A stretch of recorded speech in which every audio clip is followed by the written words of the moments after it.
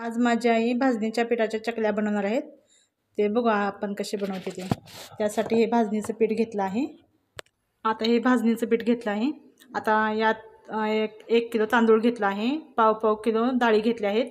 त्यात चणा डाळ, मूग डाळ आणि उडदाची डाळ घेतली आहे आणि व्यवस्थित भाजून गिरणीवरती दळून आणलं आहे। तर चला आता चकल्या बनवू आपण ह्या पिठाच्या। आता इथे एक पातेलं घेऊन त्यात तीळ आणि तेल टाकून उकळायला ठेवलं आहे पाणी। लसूण आणि मीठ टाकून घेणार आहे पाण्यात। आता लसूण मिठाची पेस्ट टाकून घेतली आहे।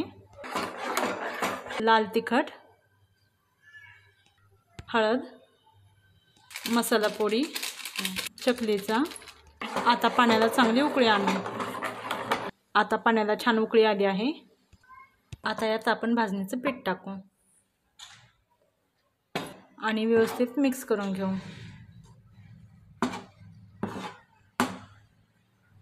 आता गॅस बंद करून घेतला आहे।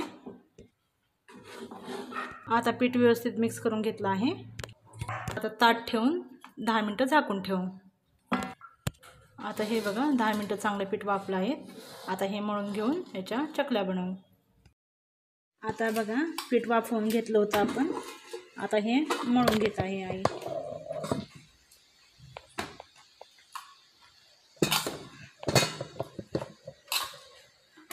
हे बघा अशा पद्धतीने व्यवस्थित चांगलं मळून घ्यायचं। आता या पिठाचा एक गोळा बनवून घ्यायचा आणि साच्यामध्ये टाकायचा।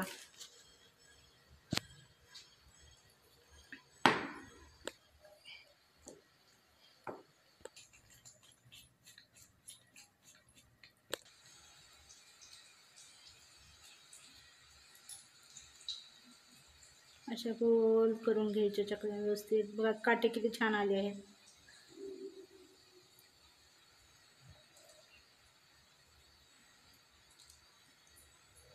अशा पद्धतीने सर्व चकल्या बनवून घ्यायच्या।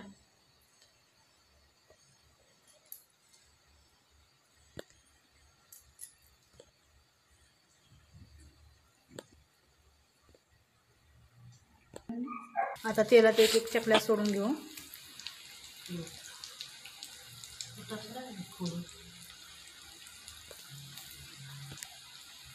आता ह्या चकल्या चांगल्या उलट सुलट करत चांगल्या व्यवस्थित तळून घेऊ।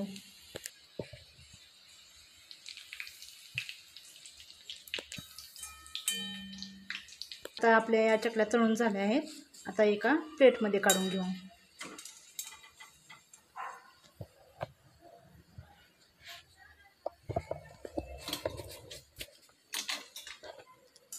हे बघा किती छान झाले आहेत। हे बघा किती छान चकली झाली आहे, किती खुसखुशीत झाली आहे। आवाज पण किती छान येतो। नक्की करून बघा।